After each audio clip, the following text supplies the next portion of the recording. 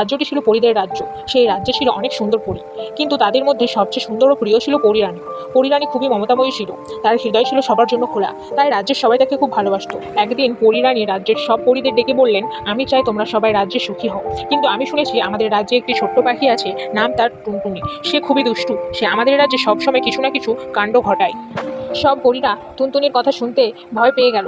তারা বলল, হ্যাঁ রানীমা, টুনটুনি পাখি খুবই দুষ্টু, সে সবসময় আমাদের রূপা আর মুকুট চুরি করে নিয়ে যায়। পরী রানী তখন বললেন, তাহলে আমরা কি করব? আমরা কি তাকে শাস্তি দিব? সব পরীরা একসঙ্গে বলল, না রানীমা, আমরা তাকে শাস্তি দিতে চাই না, আমরা চাই সে আমাদের রাজ্যে এসে ভালোভাবে থাকুক। পরী রানী পরীদের কথা শুনে মুচকি হাসলেন। তারপর তিনি বললেন, ঠিক আছে, আমি একটি পরিকল্পনা করেছি।